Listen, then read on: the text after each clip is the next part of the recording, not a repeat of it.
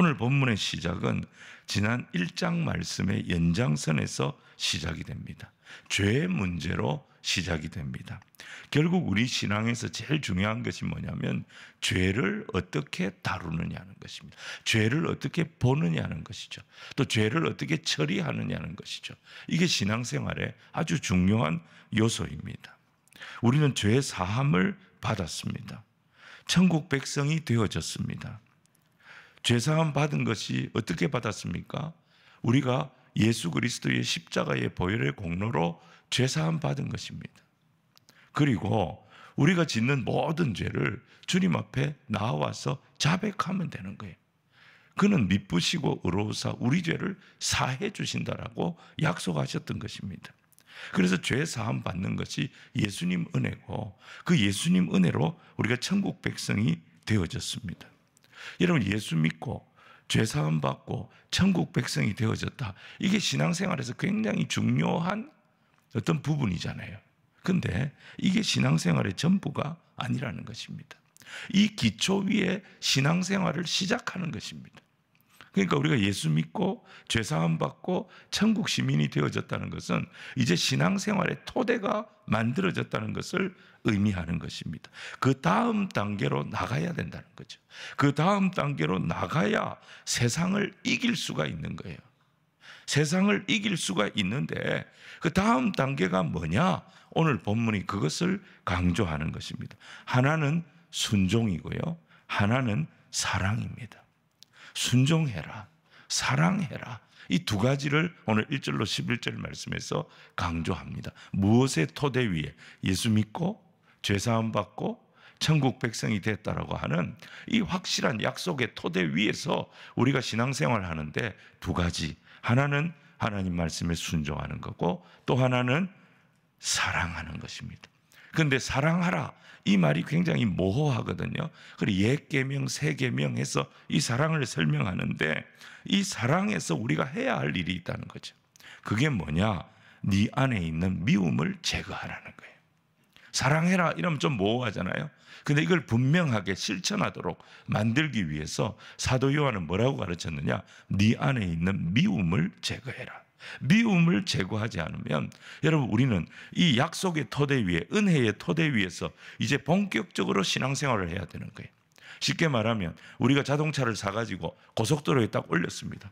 고속도로는 최소한 100km 이상 달리는 곳 아닙니까? 100km 정도, 100km 그 이상도 달릴 수 있는 도로가 고속도로인데 그렇게 고속으로 달리는 도로에 여러분 장애물이 있다고 생각해 보십시오. 거기에 무슨 걸림돌이 있다고 생각해 보십시오. 그렇게 이 걸림돌을 만나게 되면 이 고속으로 달리던 자동차는 어떻게 되겠습니까? 대형 사고가 나는 것입니다. 그러니까 이 걸림돌이 있으면 이 차는 달릴 수가 없어요. 이 걸림돌 때문에 속도를 줄일 수밖에 없고 어떨 때는 앞으로 못 나가는 것입니다. 진행을 못 하는 것입니다.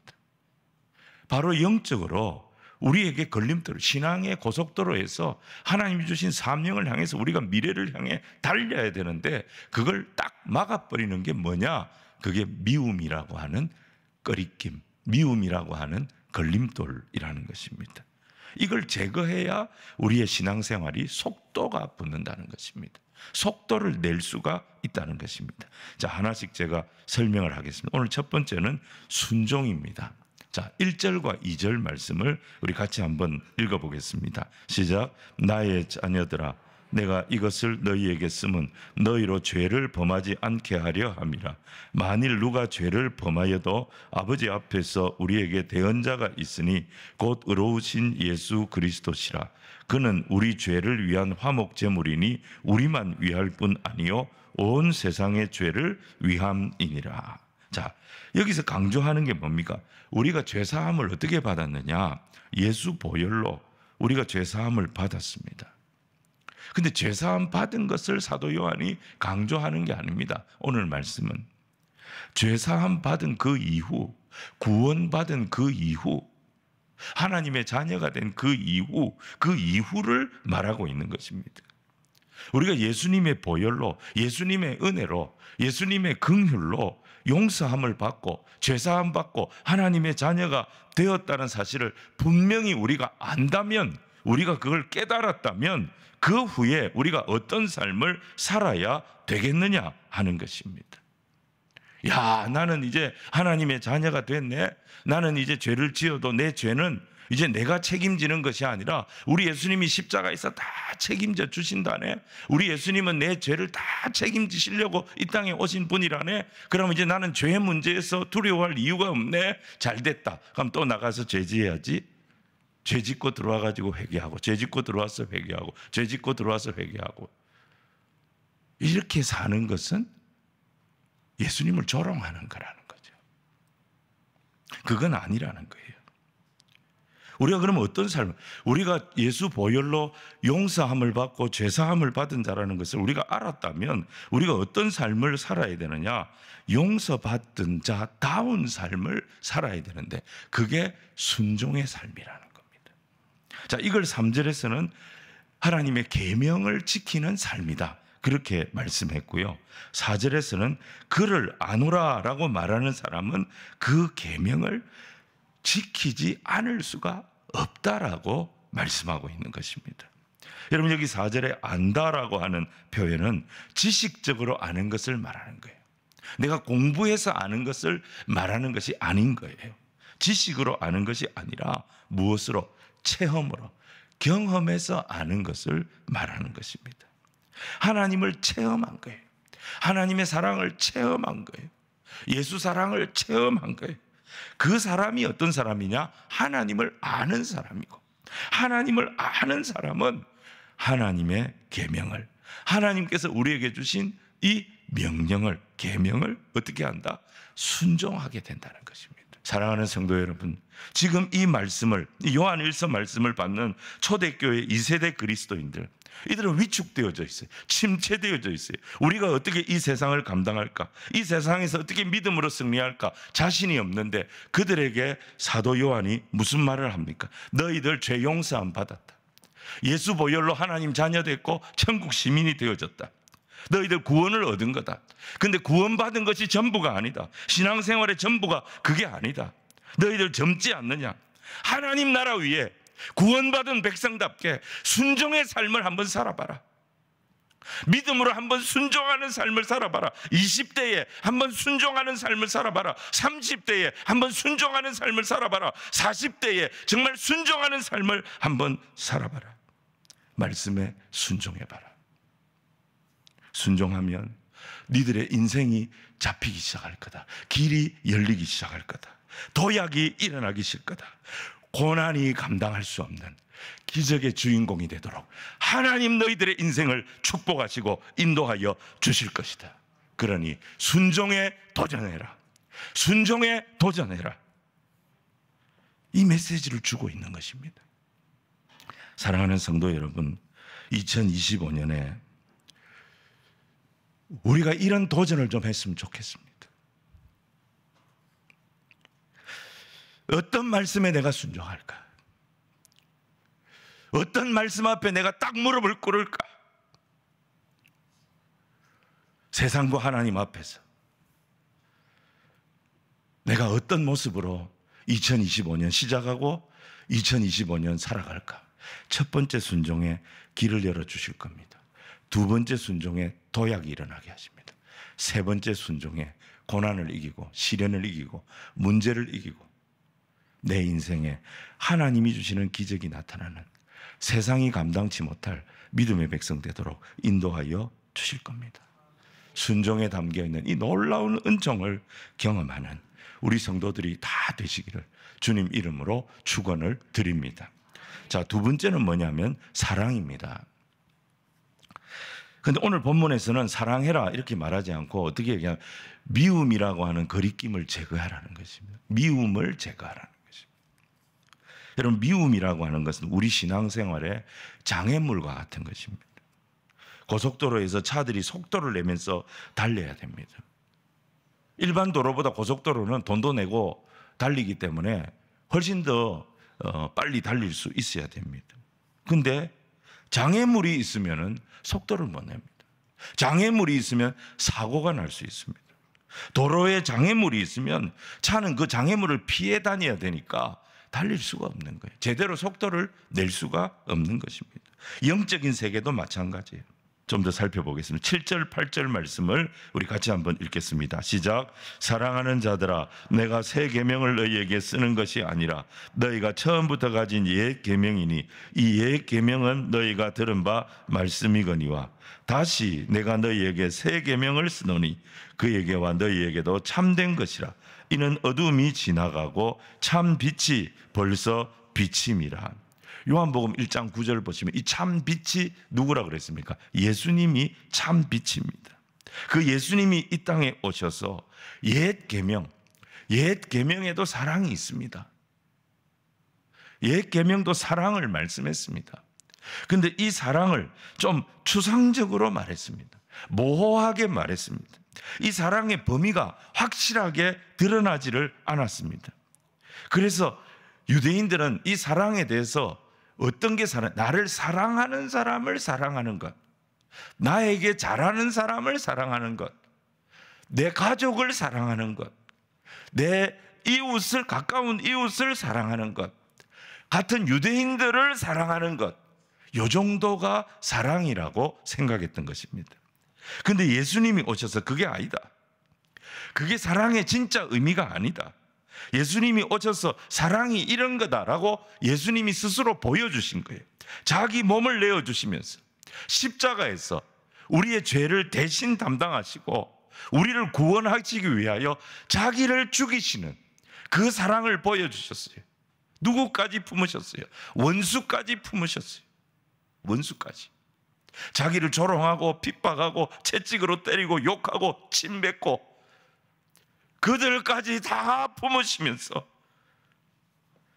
사랑은 바로 이런 거다라고 우리 예수님께서 사랑을 보여주신 것입니다. 우리가 그 사랑을 입은 자들입니다. 자, 9절로 10절 말씀 보시면요, 사랑을 막는 미움에 대한 경고를 하고 있습니다. 우리 인생은 결국 두 가지 힘으로 살거든요. 두 가지 힘. 하나는 미움의 힘이고 하나는 사랑의 힘. 미움의 힘도 대단합니다. 사람을 미워하고 사람을 증오하고 사람을 싫어하고, 여러분 거기서도 엄청난 에너지가 나옵니다. 사람 미워할 때 에너지가 나와요. 사람 죽이려고 할 때 에너지가 나와요. 그게 우리를 얼마든지 달리게 만드는 힘이 될 수가 있습니다. 하지만 미움의 힘은 그 결과가 뭡니까? 다 죽는 겁니다. 우리가 빛 가운데 행하는 것이 아니라 어둠 가운데 행하면서 다 죽는 겁니다. 미움의 힘은 무서운 겁니다. 빛 가운데로 행하는 데는 거리낌이 되고 방해물이 되고 장애물이 될 뿐입니다. 이 미움의 힘을 가지고 달리다가는 장애물을 만납니다. 방해물을 만납니다. 그래서 빨리 달리면 빨리 달릴수록 이 미움의 힘으로 달리면 사고가 커집니다. 대형 사고가 일어나는 것입니다.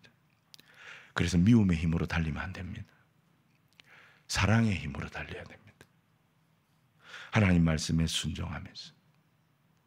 여러분, 억지로 우리가 하나님의 말씀에 순종해도 유익이 있는데, 순종에는 유익이 있는데, 그걸 여러분 사랑의 힘으로, 예수님께서 십자가로 나에게 하나님의 사랑을 보여주셨고, 예수님께서 자기를 죽이심으로 나를 구원해 주신 그 사랑이 너무 고맙고, 그 사랑이 너무 귀하고, 그 사랑을 나 같은 자에게 허락해 주셨다는 이게 너무 놀랍고 너무 신기해서 그 사랑의 힘을 가지고 내가 하나님의 말씀에 순종한다고 생각해 보십시오. 우리가 감당할 수 없는 아름다운 결과들이, 아름다운 역사들이 일어나게 될 것입니다. 그 사랑의 힘으로 우리가 하나님 말씀에 순종해 나가면 놀라운 일들이 일어나도록 주님께서 인도하여 주실 줄로 믿습니다. 사도 요한이 지금 그 얘기를 하고 있는 거예요. 이 2세대 그리스도인들에게 바로 이 얘기를 하는 거예요. 너희들이 하나님 말씀에 순종하는데, 하나님 말씀에 순종하는 것이 빛 가운데 있다라고 하는 증거인데, 너희들이 빛 가운데 있으면서 이 하나님의 말씀에 순종할 때 예수님께서 우리에게 보여주신 그 사랑의 힘으로 우리가 이 말씀에 순종한다면 어떤 역사가 일어나겠냐? 어떤 축복이 터지겠냐? 어떤 하나님의 능력이 터지겠냐? 기대가 되지 않냐? 너희들이 1세대보다 훨씬 더 많은 일들을 할 수 있을 거다. 그 말을 하고 있는 것입니다. 그래서 사랑으로 일해라. 서로 뜨겁게 사랑해라. 여러분, 요즘 우리 이 세상을 보십시오.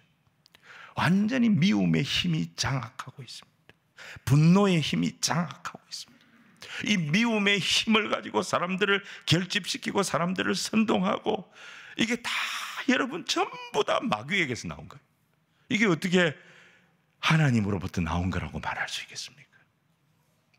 서로 죽이려고 하는데 이게 어떻게 하나님으로부터 나온 것입니까? 우리 민족이 살려면 미움의 힘을 빼야 됩니다.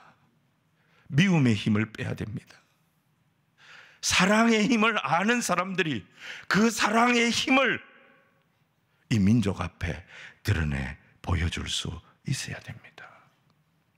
자, 9절로 11절 말씀 우리가 이 시간에 같이 한번 읽겠습니다. 시작.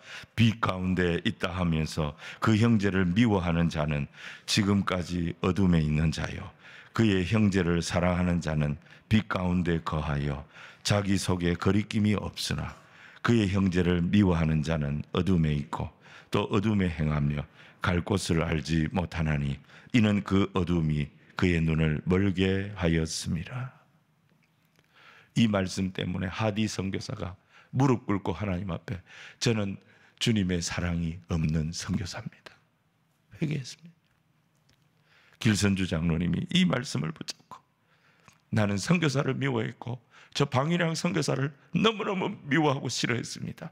하나님, 나는 내 안에 빛이 없는 자입니다.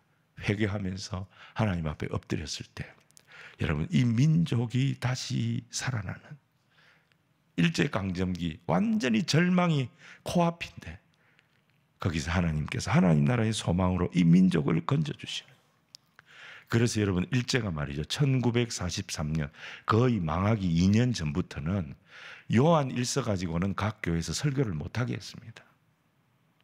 조선 사람들이 서로 싸워야 되거든요. 일본 사람들이, 조선 사람들은 자꾸 개인적으로는 강한데 이 붙여놓으면 잘 싸우니까 이 분열을 자꾸 시켜서 통치가 쉽도록 만드는 작전을 썼다 이 말이에요. 그런데 미움을 제거하고 형제를 사랑하고, 미움을 제거하고 형제를 사랑하고, 이거 가르치니까 자기들의 통치가 안 되는 거예요. 이걸 1943년부터는 교회에서 이 설교를, 신약에서는 요한일서를 설교 못하게 하고 구약에서는 출애굽기를 설교하지 못하게 했어요.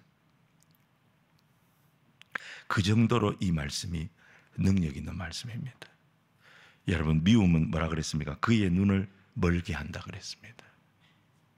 미움은요, 눈이 딱 감겨버리면 자기가 가지고 있는 능력의 3분의 1, 10분의 1도 못 씁니다. 앞이 보이지 않으면 자기가 아무리 능력이 있어도 그 능력을 쓸 수가 없어요. 자기의 잠재력을 완전히 상실하는 것입니다. 그리고 여러분, 계속 미움이 있는 사람은 박탈감이 있어요.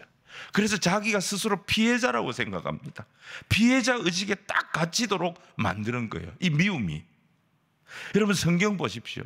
성경에 나오는 피해자의 대명사, 피해자의 대명사라고 하면 누구를 말할 수 있겠습니까? 성경에 나오는 많은 인물들 중에 가장 피해를 많이 당한 피해자의 대명사, 누구를 말할 수 있겠습니까? 창세기에 나오는 요셉 아니겠습니까? 여러분, 요셉 보십시오. 요셉의 인생을 우리가 생각해 보면 계속 망하는 인생이었어요. 형제들에게 배신당해가지고 죽을 뻔했는데 죽으라고 애굽으로 가는 장사꾼들한테 노예로 팔아버렸어요. 졸지에 노예가 됐어요. 애굽에 와가지고 종살이하면서 열심히 주인에게 충성했는데 주인에게 배신당하고 억울한 누명 쓰고 감옥에 들어갔어요. 죄수가 됐습니다. 죄수로 살면서도 잘해보려고 그렇게 주변 죄수들한테 잘했는데 자기에게 가장 큰 덕을 본 죄수가 자기를 배신해버렸어요. 여러분, 이 정도로 무너지면 사람이 살 의욕을 잃어버리게 됩니다. 요셉이 완전히 망해도 할 말이 없는, 완전히 망가져도 할 말이 없는 그런 어려움을 당하지 않았습니까? 근데 그렇게 밟히고 그렇게 당했는데도 요셉이 어떻게 됩니까? 요셉은 더 싱싱하게 올라갑니다. 더 싱싱하게 견뎌냅니다. 결국 이 요셉이 가장 큰 승리를 맛보는 사람이 됩니다. 그 비결이 뭡니까? 창세기 45장 7절과 8절 말씀을 우리가 같이 한번 읽어보겠습니다. 시작. 하나님이 그 큰 구원으로 당신들의 생명을 보존하고 당신들의 후손을 세상에 두시려고 나를 당신들보다 먼저 보내셨나니 그런즉 나를 이리로 보낸 이는 당신들이 아니요 하나님이시라. 하나님이 나를 바로에게 아버지로 삼으시고 그 온 집의 주로 삼으시며 애굽 온 땅의 통치자로 삼으셨나이다. 자기 형제들 양식을 구해서 자기 앞에 왔던 자기 형제들 앞에 그가 마지막으로 했던 말입니다. 형들이 요셉이 애굽의 총리가 된 거 보고 죽는 줄 알았습니다. 자기들의 죄가 생각이 났지요. 그때 형제들의 죄를 물었습니까? 형제들에게 받은 상처를 그가 보복했습니까? 그렇게 하지 않습니다. 뭐라 그럽니까? 하나님의 구원으로 당신들을 지키시려고, 당신들의 후손들을 지키시려고 나를 형님들보다 먼저 이 애굽으로 보내신 것입니다. 그래서 나를 이리로 보내신 이는 당신들이 아닙니다. 형님들이 아닙니다. 하나님이 저를 이곳에 보내셨어. 보십시오. 저를 바로의 아비가 되도록 만들어 주셨고 이 온 애굽의 주로 만들어 주셨고 통치자가 되도록 만들어 주셨습니다. 여러분, 이 요셉의 마음속에 미움을 딱 제거하고 그렇게 당하고 어려움을 겪으면서도 하나님은 사랑의 하나님, 하나님은 나를 사랑하시고 하나님은 나에게 은혜 베푸시기를 기뻐하시고 분명히 이 고난에도 하나님의 뜻이 있고 하나님의 계획이 있는 줄로 믿습니다. 피해자 요셉이 미움을 제거하고 빛의 자녀답게 하나님의 자녀답게 믿음의 길을 갔을 때 요셉을 아무도 감당할 수 있는 사람이 없었던 것입니다. 여러분, 오늘 90이 넘은 이 요한이 힘을 잃어가는 초대교회 2세대들에게 무슨 말을 하고 있습니까? 어떤 말씀을 주고 있습니까? 두 가지입니다. 우리 그리스도인들한테는 죄사함 받고 천국 백성 된 이것이 가장 중요한 은혜이지만 이게 끝이 아니다. 우리는 이 토대 위에서 믿음의 그 다음 역할을 감당을 해야 된다. 그게 뭐냐? 하나님 말씀, 나를 구원해 주신 그 하나님의 말씀에 순종하는 거다. 첫 번째 순종에 방향이 정해지고 두 번째 순종에 도약이 일어나고 세 번째 순종에 고난을 이기는 능력을, 기적을 경험하게 될 거다. 그리고 두 번째는 사랑이다. 사랑을 위해서 미움이라고 하는 걸림돌 네 마음속에서 제거해라. 사람 미워하지 마라. 누구든지 미워하지 마라. 미워하다 보면 네가 망가진다. 네가 무너진다. 네가 신앙생활 제대로 못한다. 네가 미래를 향해 하나님의 영광을 위하여 달리는 인생이 되려면 네 마음속에 미움을 제거해라. 이 두 가지를 가르친 거예요. 그러면 1세대가 살아냈던 그런 믿음의 삶보다 2세대들이 훨씬 놀라운 일들을 감당하게 될 거다. 빛 가운데 있다고 하면서, 빛 가운데 있다고 하면서 미워하지 마라. 순종해라. 우리가 빛 가운데 있다면 순종하는 삶을 사는 것이 마땅하다는 거예요. 우리가 빛 가운데 있다면 미움을 제거하는, 힘들지요. 내가 당한 상처를 생각하고 내가 겪은 고난을 생각하면 미움을 제거한다는 것이 너무 힘듭니다.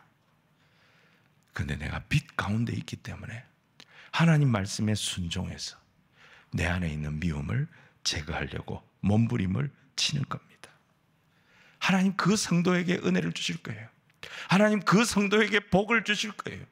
그래서 그 성도를 통하여 하나님의 영광이 열리게 하여 주시고 그 성도의 미래가 열리게 하여 주시고 하나님의 나라를 향하여 힘있게 달리는 하나님의 친백성이 되도록 인도하여 주실 줄로 믿습니다. 2025년이 이런 하나님의 능력을 경험하고 이런 하나님의 은총을 경험하는 순종의 백성, 사랑의 백성, 저와 여러분이 되기를 주님 이름으로 축원을 드립니다.